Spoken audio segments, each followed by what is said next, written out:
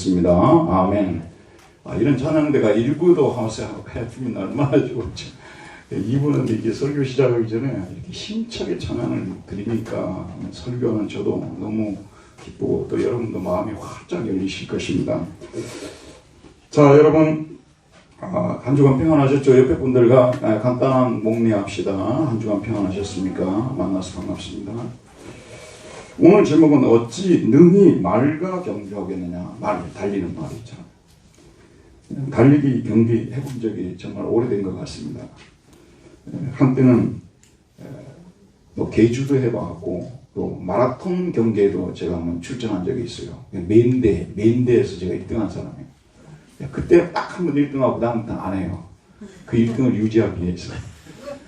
친구하고 예전에 그 고등학교 때 그 집이 굉장히 부잣집이에요. 근데 이제 옥상에 가가지고 복싱 클럽을 가져왔더라고요. 이게 뭐죠? 이거 뭐라고 하죠? 장갑. 이걸 가져왔더라고. 그 이제 전부 다 끼고. 근데 그 친구는 태권도 유단자예요. 저는 태권도 못 하거든요. 근데 어떻게 붙었는데 제가 이렇게 살짝 하나 쳤는데 이 급소를 맞았는가 봐요. 그래서 그대로 넘어졌어요. 그래서 1승 1패예요. 그 뒤로 절대 안 해요, 복싱. 이게 평생의 자랑으로 가져가려고. 그 계주 해본 지도 20살 이후에는 계주를 별로 해본 적이 거의 없는 것 같아요. 아름다운 추억으로만 그냥 남아있죠. 여러분도 달리기 경주 해보신 경험이 있으실 것입니다. 경주를 하려면 몸에 힘이 있어야 하거든요. 근데 힘이 없으면 가벼운 상대와도 이기지 못하죠. 또 우리가 100m를 뛸 체력도 되지 않는다면 1000m를 뛸 수가 없고 또 1000m를 뛸 체력만 가지고 있다면 1000m는 더더욱 뛸 수가 없습니다. 우리가 하는 일과 연결시켜 본다면 우리가 어떤 목표를 세우고 그 일을 시작했다면 끝까지 관찰할 수 있는 힘이 있어야 합니다. 반드시 해내야겠다는 의지도 있어야 하고 달리는 길을 막는 온갖 방해와 이로 인한 역경도 감당할 수 있어야 합니다. 그렇지 않으면 중간에 그만두게 됩니다. 중간에 그만두면 그동안 달렸던 모든 노력들이 허사가 됩니다. 하나님 일을 하는 사람도 마찬가지입니다. 자신이 주님을 위해서 어떤 일을 위해 부름을 받고 그 일을 시작했다면 끝까지 달려서 그 일을 완수해야 합니다. 그런데 마라톤에서 완주하기가 쉽지 않은 것처럼 완주하기가 쉽지 않습니다.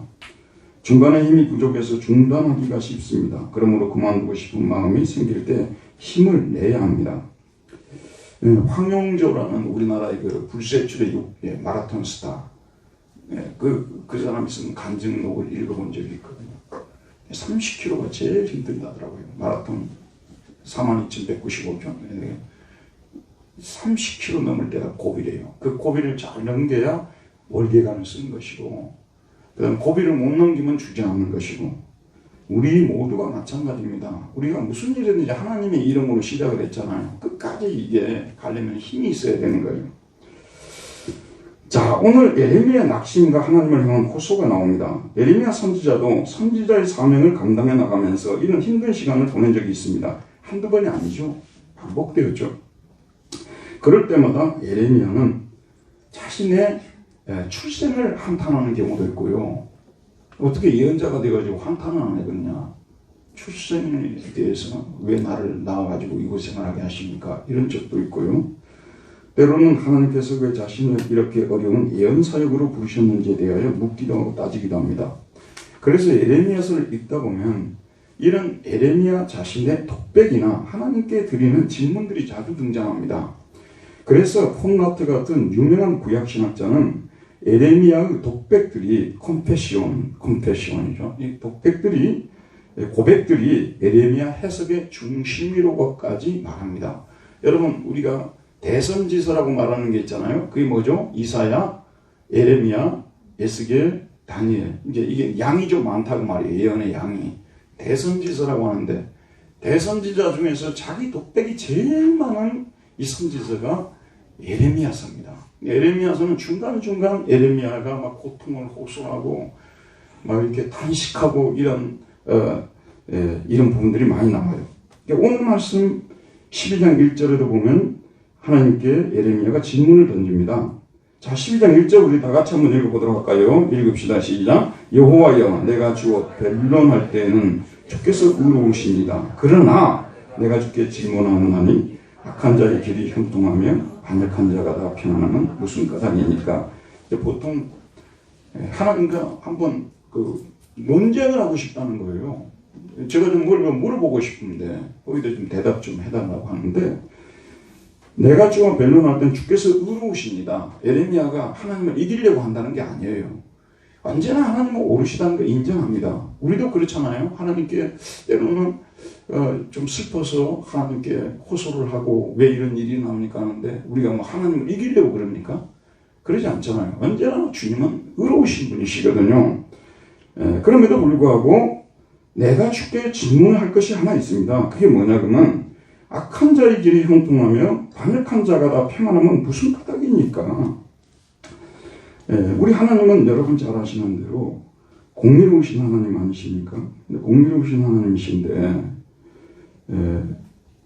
어떻게 악한 자의 길이 형통을 하고 그 다음에 반역한 자가 평안을 누리게 두십니까? 과연 하나님이 공의로우신 하나님이 이럴 수 있습니까? 이런 질문은요, 하박국도 했어요. 하박국도 하고, 그 다음에 여러분 잘 아는 시편 73편에서 아삽도 똑같은 이런, 어떻게 하나님이 공의로우신 분이신데 의인이 형통하고 악인이 형통하지 않아야 되는데 오히려 의인은 고난을 당하고 악인은 형통할 수 있습니까? 이게 어떻게 하나님이 공의로우실 수 있는 이게 증거가 될 수 있습니까? 이렇게 아주 묻는 경우들이 나옵니다. 자, 그 다음에 2절 보면 주께서 그들을 심으심으로 그들이 뿌리가 박히고 장성하여 열매를 맺었거늘 그들의 입은 주께 가까우나 그들의 마음은 멉니다. 이게 이 사람들이 사실 이렇게 뿌리에 심어지고 그 다음에 뿌리가 박히고 장성하여서 열매를 맺게 된 것은 사실 자신들의 노력과 자신들의 힘으로 된 게 아니에요. 하나님께서 그들에게 그런 은혜를 베푸셔서 하나님께서 씨도 주시고 바람도 주시고 서리도 맞게 하시고 햇빛도 주시고 그래서 열매를 맺게 했다 그 말이에요. 여러분 이 세상에 존재하는 것들 들어봅시다. 여러분 혹시라도 저나 여러분이 착각하실까 봐서 말씀을 드리는데, 우리가 가지고 있는 우리 모든 우리 신체뿐만 아니라 우리가 가진 모든 것들을 다 하나님께서 주신 것입니다. 저는 가끔 가다가 우리 어머니가 저에게 좋은 머리를 남겨주고 하셨다 고마워할 때가 있어요. 아니 머리카락을 말하는 거예요. 머리가 좋다는 게 아니에요. 예. 그런데 이 모든 것들이 우리에게 주어진 재물이든지 모든 것들이 다 하나님께서 주어진 것이라는 걸 여러분 알고 있어야 돼요. 그걸 모르는 사람은 성경에서는 악인이라고 해요. 그걸 알아야 된다는 거예요. 그래서 감사할 것밖에 없어요. 정말 감사할 것밖에 없지 않습니까? 그 사람들은 뭐냐 그러면 이 모든 것들을 하나님께서 심고 하나님께서 뿌리가 박히고 장성의 열매를 맺게 했는데, 그래서 이 사람들이 정말 그 진심으로 하나님께 감사를 드리고 찬송을 드리고 마음으로 하나님을 섬기는 사람들이 돼야 되는데 들어봅시다 여러분. 이 사람들이 입술로는 주께 가깝다고 말하고 있어요. 근데 이사야에서도 말했어요. 예수님이 인용도 하시고요. 저들 입술로는 나를 가까이 하나 마음은 내게서 멀도다. 지금 에레미야서도 똑같이 하고 있는, 입술로는 주님과 가까워하는데 마음은 멀어요. 우리가 신앙생활 할 때 좀 짜증날 때가 있잖아요. 약간의 짜증, 또 좀 화가 날 때가 언제나 그러면 가만히라도 계시면 좋을 텐데, 우리가 원래요 좀 하나님을 잘 못 믿는다고 생각할 때는요 좀 가만히 있는 게 좋아요. 입을 다물고 있는 게 좋다고. 그런데 다른 사람들한테 말할 때 본인 신앙이 너무너무 좋은 것으로 막 일어나요. 막 처음부터 끝까지 하나님이야. 이 모든 걸 하나님이 다 하셨고 막 다 하는데, 이렇게 마음을 한번 쳐다보니까 마음도 비치잖아요. 마음이 비치는 거예요. 하나님을 경외하는 마음이 별로 없어요. 사랑하는 마음도 별로 없어요. 세상 욕심이 가득 찼어요. 그런데도 불구하고 막 입술로만 하나님을 찬양하고 경배하는 것 같은데 마음이 멀 때 얼마나 고통스럽습니까? 예레미야가 이 백성들을 지금 보고 있는 거예요. 아주 힘든 거예요. 정말 여러분 모든 목회자들이 다 욕심이 있잖아요. 욕심 없는 목회자가 어디 있겠습니까? 저는 욕심이 뭐냐면, 여러분 사람이 그냥 숫자로만 이렇게 세가지고 사람이 이렇게 숫자로 이렇게 이 통계내고 그게 사실은 말이 되는 겁니까 여러분? 우리 한 사람이라도 하나님 보실 때 순전한 마음으로 섬기고 있다면, 욥과 같은 사람이 우리 교회에 있다면 하나님께서는 이 세상의 모든 교회 중에서도 우리 교회를 주목할 것입니다. 그런 교인들이 모인 교회가 돼야 되는 거예요. 100명밖에 안 되는 교회라 할지라도 그런 교인들이 다 되어 있다면 1000명, 10,000명이 모여있는 교인들 부럽지 않다 그런 말씀이에요. 그런 교회 부럽지 않다는 말씀이죠. 그런데 한번 보세요. 10,000명이 모여있고 1,000명이 모이고 2,000명이 모이는데 막 겉으로는 막 주님을 사랑하고 뭐 어쩌고 교제하고 하는데 마음은 하나님께서 멀어져 있어요. 얼마나 고통스럽습니까? 여러분 교회가요 소득 수준이 높아지고요 교육 수준이 높아지게 되면요 문화종교가 되게 돼 있어요. 기독교는 문화종교로 뿌리를 받게 돼 있어요. 그래서 세련된 기독교 문화를 여러분들이 사실은 향유하고 있는 거예요. 여기다가 우리 한국은 기복주의도 있잖아요. 보험이라도 드러나야 되는 거예요. 하나님을 안 믿으면 혹시 하나님 나한테 해코지할까 봐서. 이런 신앙으로 전락하면 비참한 것입니다. 날마다 우리의 심령 속에 십자가의 은혜가 사무치고 내가 정말 죽은 사람이고 사실 우리가 살았습니까 죽었습니까? 저는 요즘 와서요 일어나면 맨날 현재 과거도 없어요. 미래가 어디 있습니까? 순간 아니에요? 지금 예배드리고 있는 이 순간밖에 없는 거예요 우리에게요. 그런데 주님이 나를 위해서 정말 나의 제 문제를 해결해 주시고 영생을 주시고 미래를 해결해 주셨다는 거. 그래서 죽음은 두렵다가 두렵지 않다가 이렇게 되는 거예요. 죽음을 생각하면 정말로 두려워요. 그런데 또 죽음을 예수님이 부활로 이기셨다는 것을 생각하면 또 힘이 나는 것이거든요. 끝까지 죽음 얼마든지 맞이할 수 있다는 생각이 나는 거잖아요. 두 마음이 공존하고 있지 않습니까? 어쨌든 저와 여러분들 속에는요, 여러분 들어갔는데 내가 감을 가지고 있어요. 감을 딱 받았는데 냄새를 맡아보니까 감 냄새가 나야 정상 아니에요? 감을 가지고 나왔는데 감 냄새가 하나도 안 나는 거예요. 어떻게 되겠습니까? 우리 그리스도인은 우리 안에 있는 마음 속에 그리스도를 품고 있다는 냄새가 풍겨져야 되는 거예요. 이 예레미야가 참 이렇지 않은 사람들 감 모양은 가지고 있는데 감 냄새는 안 나요. 먹어보니까 감 맛이 하나도 아니야. 이런 사람들 속에서 목회를 하고 있는 거예요. 선지자 역할을 하고 있는. 얼마나 여러분 고통스럽겠습니까? 그래서 어떻게 이런 일들이 일어나게 하십니까? 이렇게 말합니다. 자, 예레미야는 이어서 그들과 비교해서 자기 자신을 좀 봐달라고 하나님께 호소합니다. 자신은 그들처럼 위선적으로 살지 않고 정직하고 성실하게 살았는데도 지금 말할 수 없는 고통 중에 처해 있다고 호소합니다. 우리 3절 말씀을 같이 한번 읽어보도록 할까요? 3절입니다. 시작. 여호와여 주께서 나를 아시고 나를 보시며 내 마음이 주를 향하여 어떠함을 감찰하시오니 양을 잡으려고 끌어낸 것 같이 그들을 끌어내시되 죽일 날을 위하여 그들을 구별하옵소서. 자기 자신을 여호와 하나님, 당신은 여호와 아니십니까? 나를 아셨다는 말을 영어로 know로 번역을 했어요. 히브리의 야다 동사를 영어로 know. You know me. 당신 나를 압니다. 그다음에 you see me. 당신 나를 보고 계십니다. 그 다음에 you test me입니다. 나를 감찰했다고 번역했는데 영어로는 test라고 되어 있어요. 시험을 하셨습니다. 그러니까 하나님 앞에서 예레미야는 숨길 생각이 전혀 없어요. 자기 마음이 늘 하나님 앞에 순전했기 때문에 다 순전한 마음으로 섬기고 있기 때문에 저는 우리 교인들 중에서요 누가 하나님께 가장 정말 사랑받고 하나님께 가장 인정받고 칭찬받는 사람인가? 저도 물론 그렇게 하려고 노력합니다만 저보다 훨씬 더 순전하고 순수한 마음으로 하나님을 섬기려는 사람들 진짜 그분들은 하나님께서는 정말 귀하게 보실 것입니다. 그런데 누가 누군지를 우리가 어떻게 알겠습니까? 하나님은 원래 그러신 분이십니다. 예레미야는 자기 자신이 나를 한번 보라고 말해요. 내 마음을 테스트해 보십시오. 내가 어떻게 하나님을 이렇게 섬겨왔는지.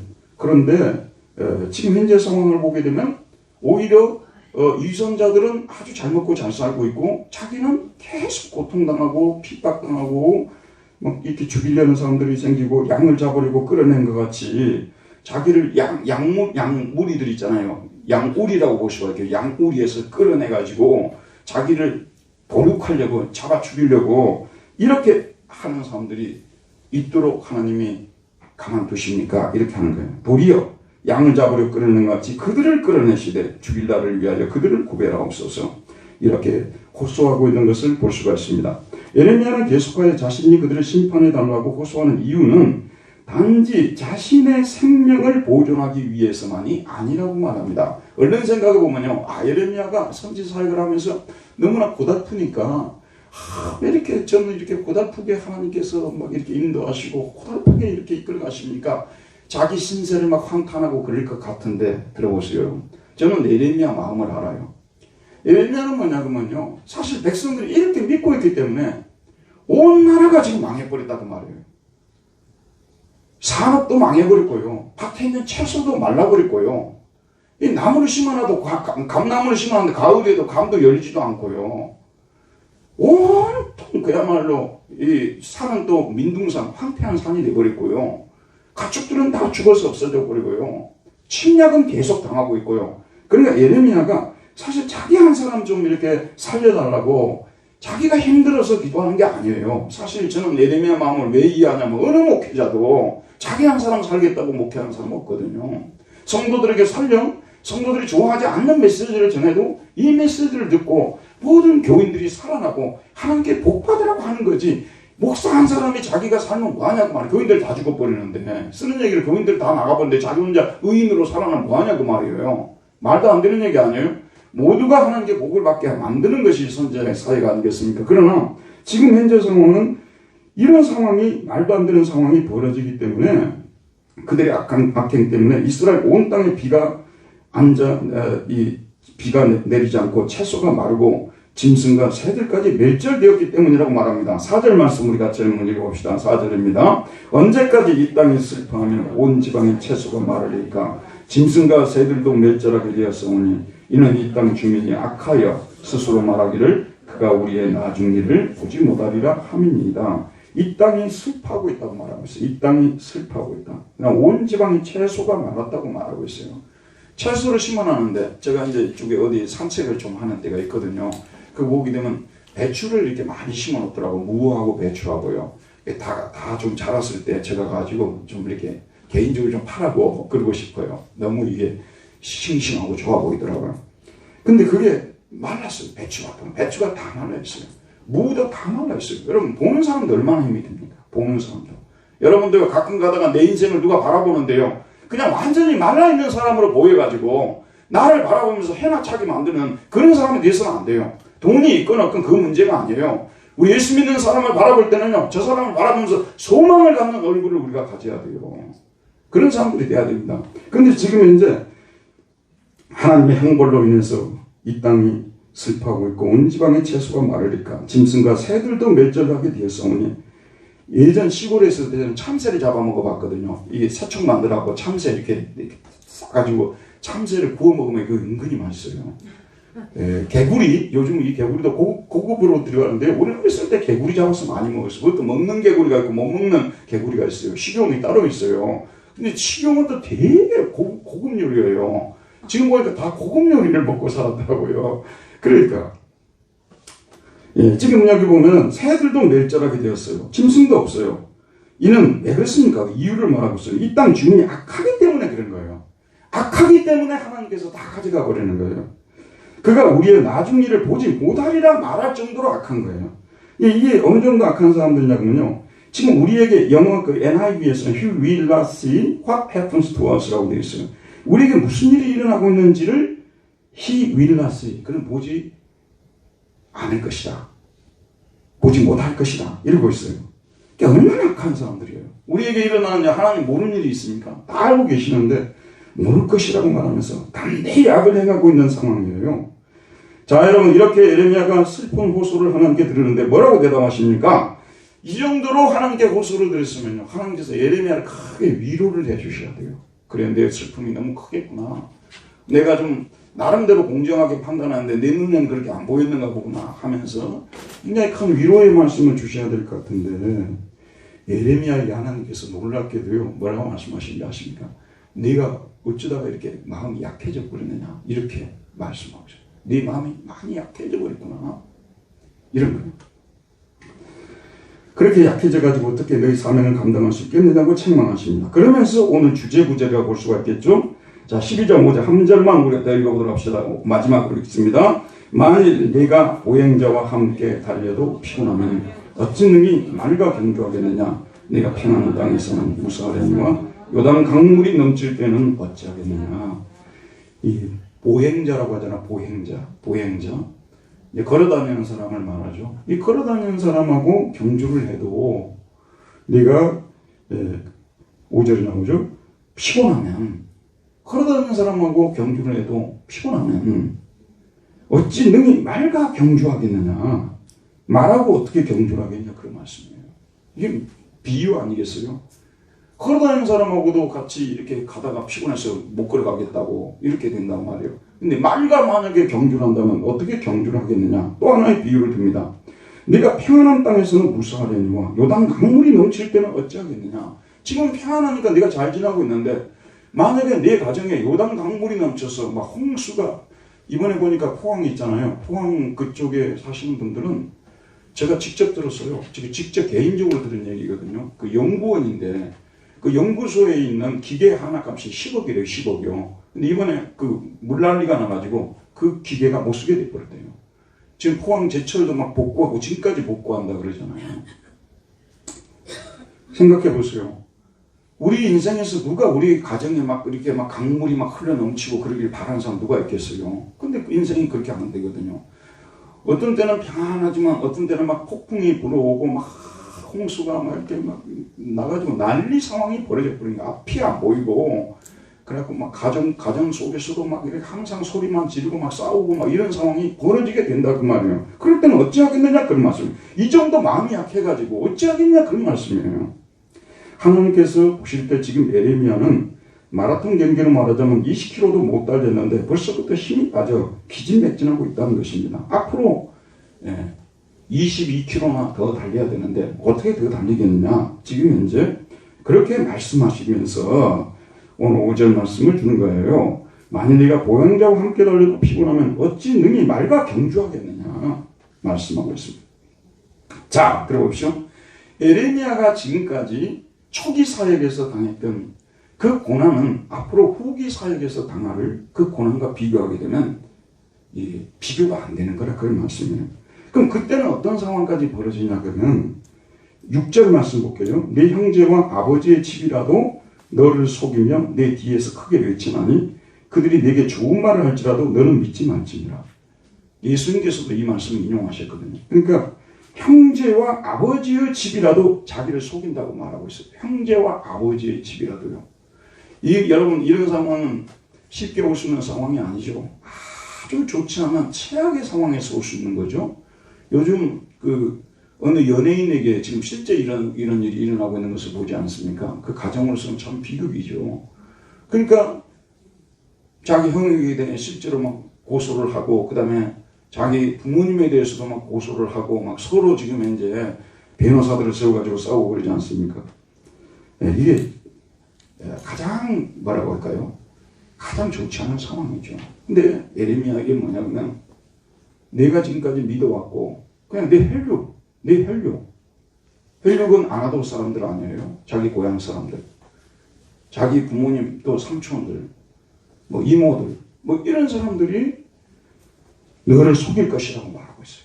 이런 상황까지도 지금 오는데 네 정신이 그래가지고 그런 상황에서 어떻게 네가 지금 현재 너 사역을 계속할 수 있겠느냐, 이 정도 정신밖에 안 돼가지고 정신을 하나님께서 일깨우는 거예요. 여러분 정신만 우리가 깨어있으면요 어떤 어려움이 와도 충분히 이겨나갈 수가 있어요. 문제는 정신입니다. 영이 깨어있어야 되거든요. 근데 하나님께서 지금 들어보세요. 현재 그냥 문제 몇 가지 해결해 주는 걸로 끝나지 않아요. 정신을 무장시키는 거예요.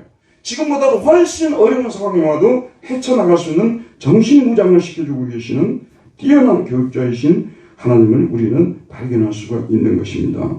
이렇게 말씀하시면서 하나님께서는 에레미야에게 장차 그 악한 백성들에게 어떤 일이 일어나게 될지에 대해서도 미리 알려주는데, 이게 미래에 되어질 일도 알려주지만요 현재 지금 하나님께서 그들에게 내리고 있는 재앙들도 말해주고 있어요. 현재적이면서 미래적이에요.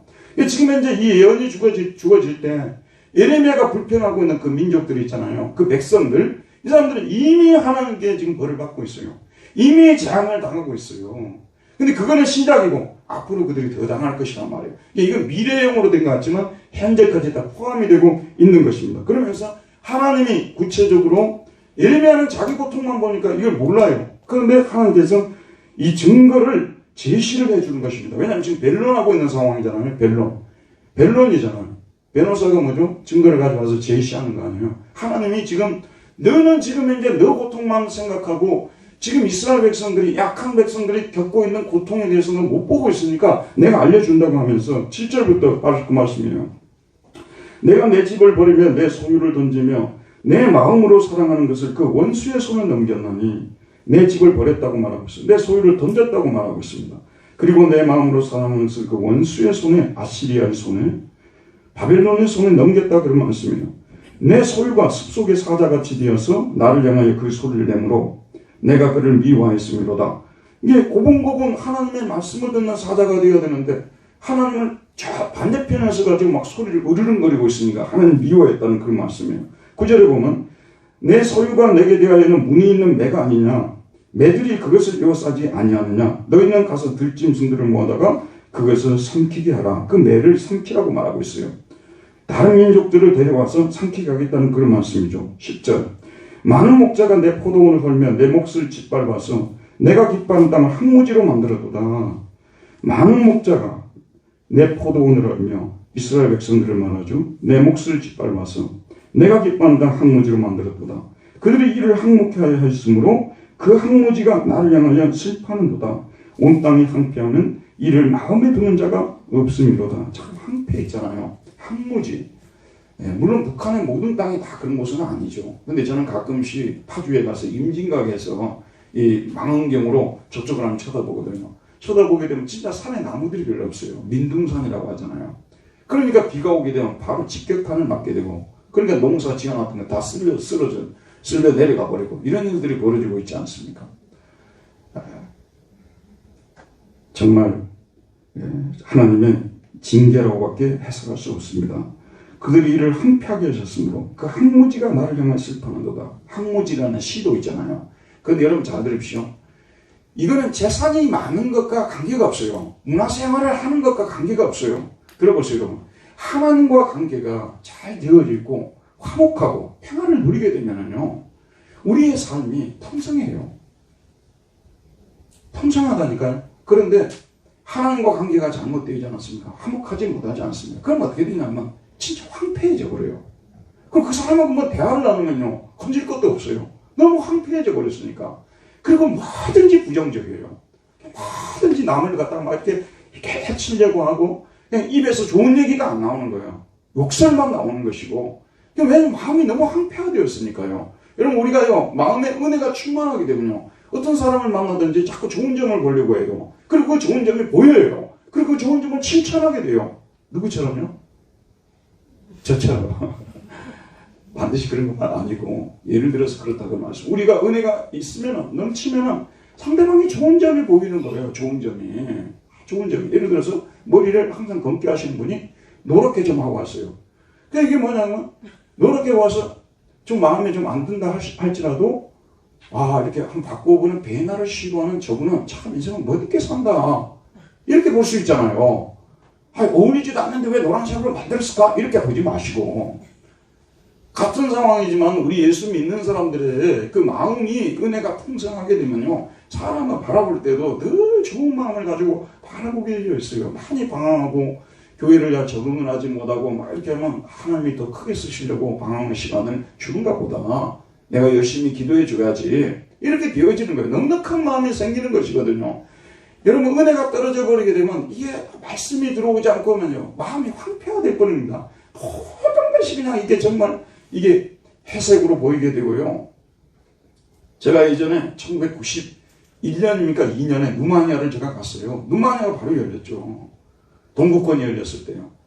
세상에 진짜 아파트 색깔을 전부 회색으로 해놨어요. 부쿠레스트는 루마니아의 수도거든요.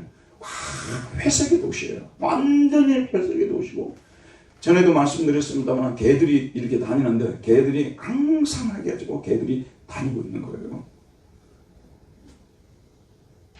우리 예수 믿는다고 해서 우리 모두가 다 부자가 된다는 뜻은 아니지만, 예수를 믿고 열심히 살고 그러면 우리의 삶 속에 풍성함이라는 것이 나타나게 되어 있는 것이거든요. 완전히 황폐함이 아니에요. 하나님께서 그렇게 했다는 것입니다.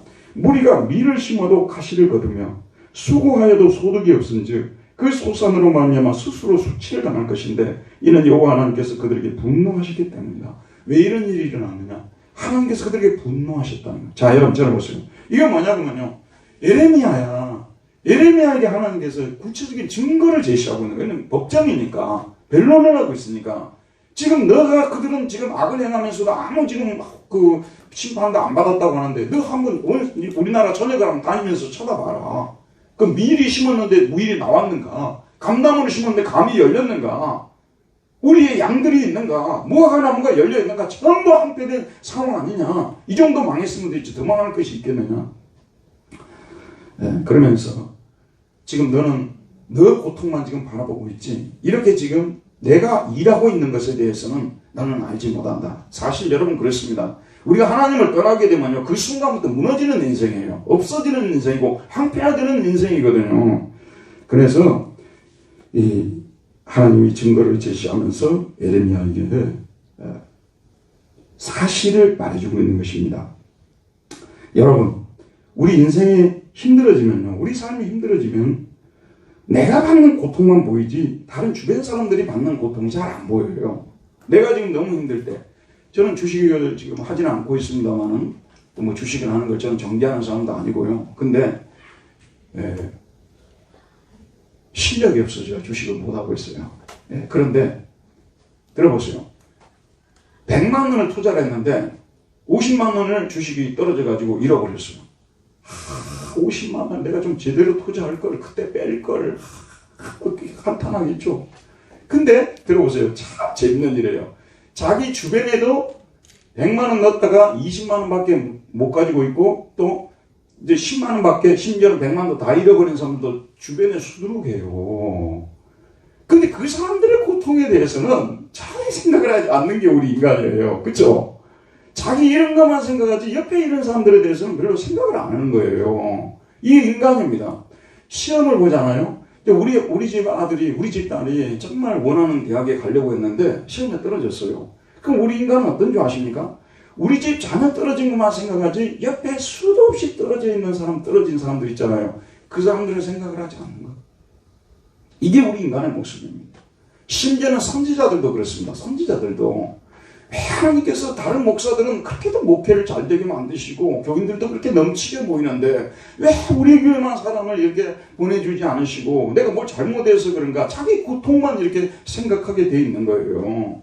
근데 주변에 나만 그런 게 아니라 나보다 못하거나 나와 비슷한 사람이 스스로 빡죽해요. 이게 우리 인간이 이런 존재라는 것입니다. 그래서 우리 하나님께서 예레미야를 구체적 증거를 통해서 깨우쳐 주는 거야. 자, 이렇게 사실을 알고 나면은 솔직히 말해서 위로가 좀 되죠, 여러분. 아, 우리 집만 고통당한 게 아니고 옆집도 많이 고통을 당했구나. 이렇게 하면은 사람이 위로를 받는 거예요. 근데 또 한편으로 뭐냐면요, 아, 우리 집도 살아나고 그 집들도 살아났으면 좋겠다. 그런 마음을 또 갖게 돼 있어요. 아무리 우리가 정말 너무너무 악한 사람들이 아니라면 우리 마음속에 자연스럽게 그런 마음이 일어나게 돼 있어요. 예언자들도 마찬가지예요. 예언자들도 백성이 잘못했어요. 그래서 막 너무 고통스러워서 저들을 멸하여 주옵소서 기도를 했어요.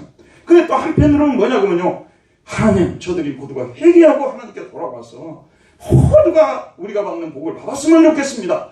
저는 이 목회를 안 해봤으면요, 사실 이 예언서를 내가 이만큼 해석을 잘 못했을 거예요. 근데 제가 목회를 하니까 이 마음이, 예레미야 마음이 그대로 전달이 되고 하나님의 말씀을 더 많이 잘 깨달을 수 있는 것 같아요. 그게 이제 목회를 하면서 누리는 그런 복인 것 같아요. 맞지 않습니까, 여러분? 저 집 망하라고 해놓고도 여러분 꼭 망하기를 바라지 않지 않습니까? 돌이켜 생각하면 아, 저 사람들도 다시 돌아와서 다시 세워지고 회복됐으면 좋겠다. 그런 마음을 갖는 거 아니에요? 정말 악한 사람들은 망해야 되겠죠. 정말 악한 사람들은 망해야 되겠지만, 그러나 많은 사람들이 망하지 않고 돌아오고 싶으면 좋겠다. 그래서 모두가 함께 복을 받았으면 좋겠다. 이게 우리 그리스도인의 마음이 아니겠습니까? 그리고 하나님이 예레미야의 이 마음을 잘 헤아리십니다. 그래서 14절 보겠습니다. 14절. 내가 내 백성 이스라엘에게 기업으로 준 소유에 손을 내는 나의 모든 악한 이웃에 대하여 여호와께서 이와 같이 말씀하시니라. 보라, 내가 그들을 그 땅에서 뽑아버리겠고 유다 집을 그들 가운데서 뽑아내리라. 이 모든 악한 이웃, 그게 이스라엘에게 기업으로 준 소유의 손을 대는 나의 모든 악한 이웃에 대하여. 예를 들어서 아합 같은 사람을 말한다. 아합은 너무나 잘 아는 나봇의 포도원 있잖아요. 이거는 조상 때부터 기업으로 물려준 거 아니겠습니까? 하나님도 손을 못 대는 거예요. 하나님 주셨지만 하나님도 손을 대지 않는 걸 아합이 공권력을 이용을 해가지고 그걸 뺏으려고 했지 않습니까? 그래서 결국은 아합집이 망해버렸어요. 지금 이스라엘 중에서 하나님이 이렇게 예레미야가 그 마음을 가지고 있어도요, 절대로 안 되는 사람들은 하나님께서 딱 구분을 시켜놓습니다. 지금도 한번 생각해 보세요. 우리 대한민국이라는 나라가 어떻게 해서 지금 현재 이렇게 왔습니까? 그러나 권력 잡은 사람들, 아주 뭐라고 해야 될까요? 아주 중요한 위치에 있는 몇 사람이 잘못해가지고 우리나라에 만약에 전쟁이 일어나고 뭐 핵무기가 막 여기에 떨어지고 막 여러 가지 일들이 일어났다면 그 한 사람의 잘못된 판단으로 인해서 얼마나 많은 사람들이 고통을 당합니까? 이스라엘도 마찬가지예요. 이스라엘이 이렇게 완전히 황폐된 나라로 망하게 하려면 일부의 못된 사람들이 있는 거예요. 악과 같은 사람들이 있다는 거예요. 여기에 대해서는 하나님께서 절대로 용서할 수 없다고 완전히 못을 박습니다. 이와 같이 말씀하시니라. 보라, 내가 그들을 그 땅에서 뽑아버리고 유다 집을 그들 가운데서 뽑아내리라. 내가 그들을 뽑아낸 후에 내가 돌이켜 그들을 불쌍히 여겨서 각 사람을 그들의 기업으로 각 사람을 그 땅으로 다시 인도하리니.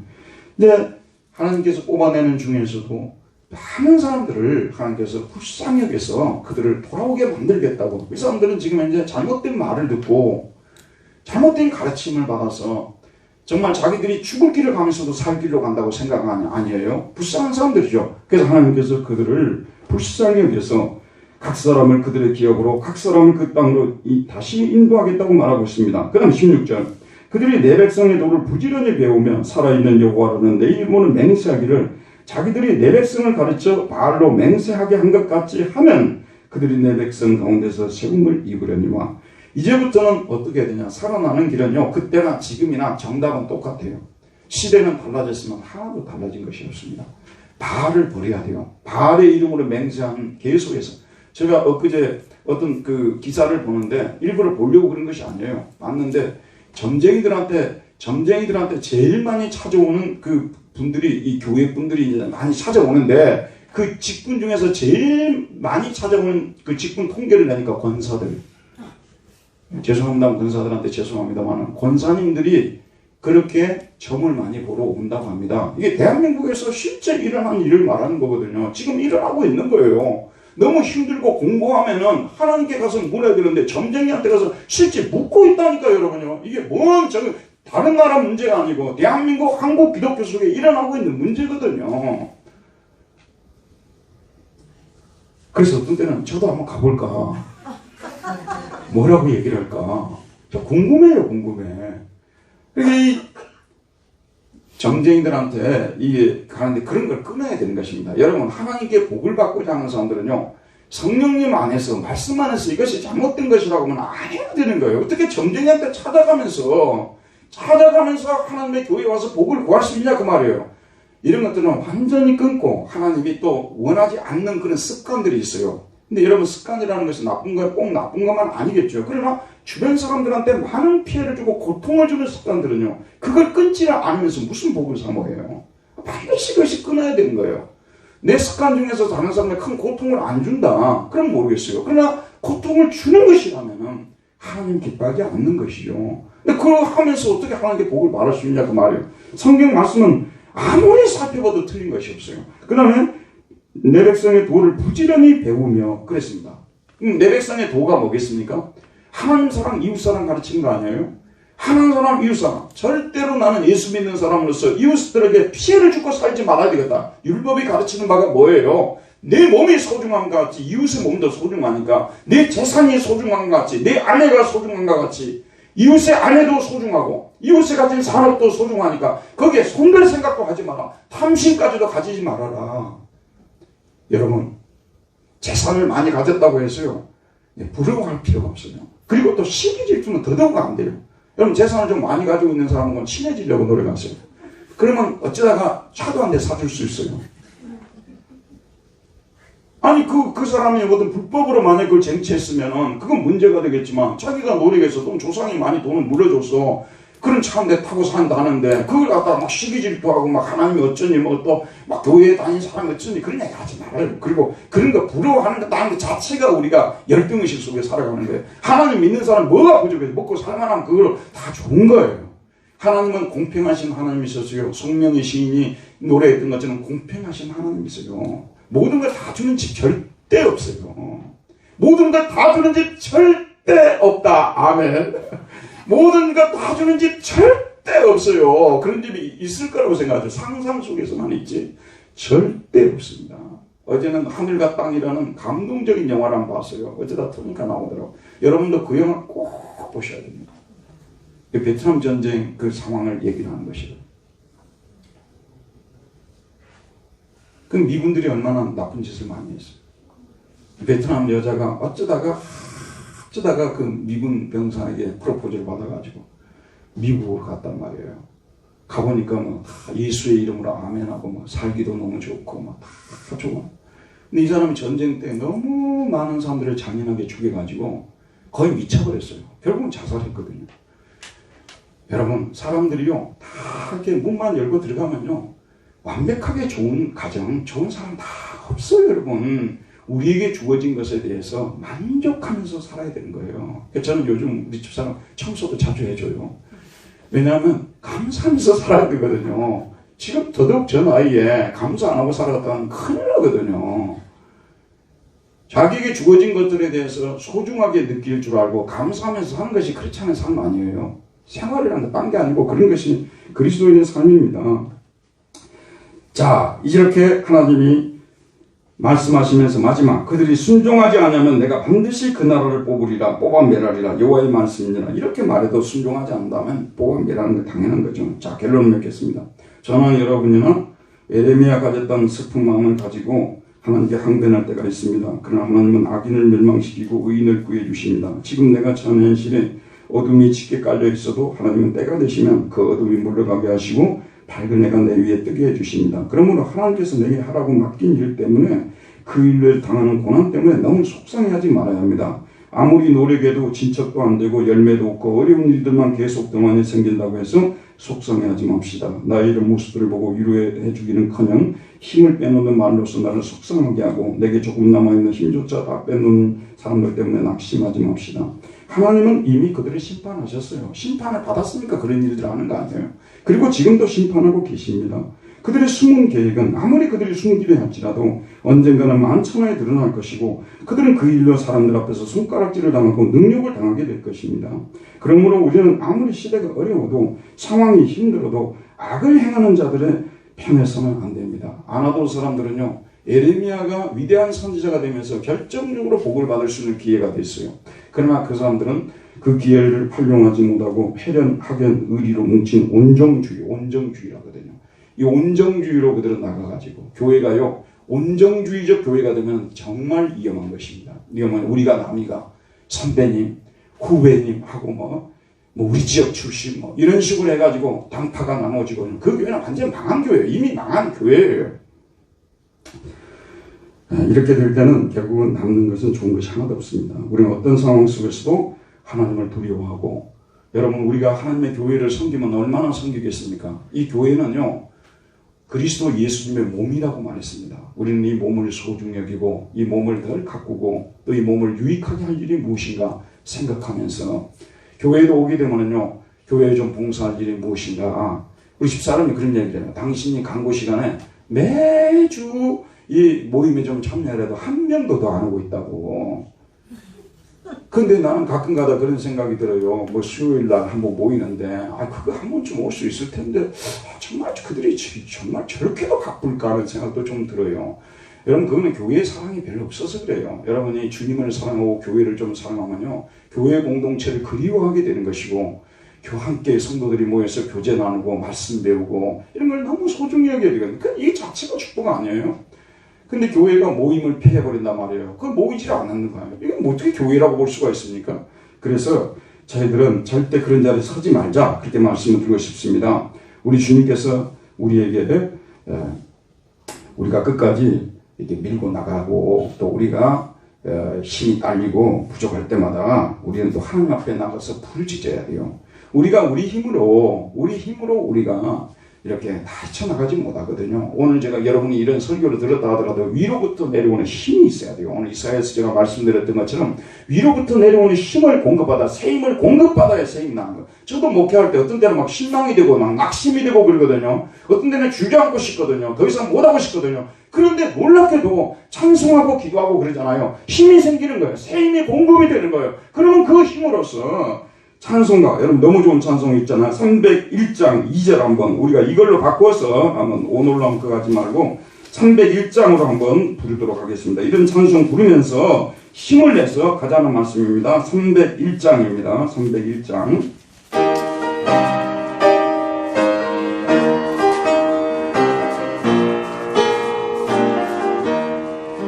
지금까지 지내온 것 주의 크신 은혜라 한이 없는 주의 사랑 어찌 이루어가랴 참 앞에나 주의 손이 항상 살펴주시고 모든 일에 주 안에서 평온하게 하시네. 몸도 맘도 연약하나 마음도 연약하나 새힘 받아 사랑하는 물 붓듯이 부으시는 주의 은혜 주가 사랑 없는 거리에나 사랑 없는 거리에나 험한 산길에 주의 손을 굳게 잡고 찬송하며 가리라 주님 다시 배울 날이 다시 배울 날이 날로 다가와 무거운 짐 주께 맡겨 거스날도 모르는 나를 위해 예비하신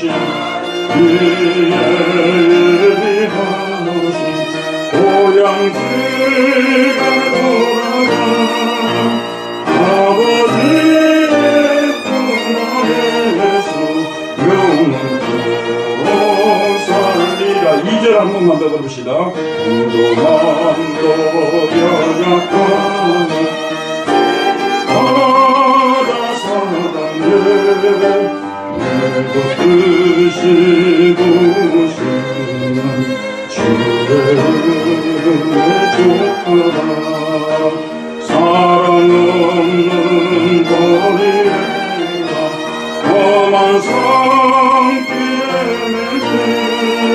주의 손을 굳게 잡고 찬송하며 가리라. 히브리서 10장 35절에서 39절 이 말씀만 읽고 마치겠습니다. 그러므로 너희 담대함을 버리지 말라. 이것이 큰 상을 얻게 하느니라. 너희에게 인내가 필요하면 너희가 하나님의 뜻을 행한 후에 약속하신 것을 받기 위함이라. 잠시 잠깐 오면 오시리가 오시리니 지체하지 아니하시리라. 나의 의인은 믿음으로 말미암아 살리라. 또한 뒤로 물러가면 내 마음이 그를 기뻐하지 아니하리라 하셨느니라. 우리는 뒤로 물러가 멸망한 자가 아니요 오직 영혼을 구원함에 이르는 믿음을 가진 자니라. 은혜로우신 하나님 감사합니다. 오늘도 생명의 말씀으로 우리를 일깨우시고 우리가 달려왔던 길 신이 피곤한 가운데 있지만 다시 힘을 내서 가라고 주님 말씀하시오니 말씀에 순종하고 나가기를 원합니다. 힘을 주시옵소서. 주께서 반드시 이기게 하시고 주의 일을 우리를 통해서 이루시고자 하시는 주의 일을 반드시 성취하실 줄 믿습니다. 우리 중고등부 학생들, 청년부 학생들도 말씀을 듣고 있는데 여호와 아버지 하나님 저들이 주 안에서 이루고자 하는 그런 여러 가지 계획들 낙심하지 말고 끝까지 전진해서 승리하도록 도와주시기를 원합니다. 취업을 앞두고 있는 우리 청년 대학생들이 있습니다. 은혜 베풀어 주시어서 지금까지 잘 달려왔습니다. 끝까지 잘 달려가서 또 하나님 주신 직장을 얻을 수 있도록 은혜 베풀어 주시기를 기도합니다. 우리 또 사업을 하시는 분들도 계십니다. 우리 하나님 저들이 주 안에서 계획한 그 모든 일들 끝까지 정진해서 노력해서 열매를 거둘 수 있도록 은혜 베풀어 주옵소서. 예수님 이름으로 기도하였습니다. 아멘. 317장 1절 부르시면서 준비하시는 분 드리겠습니다.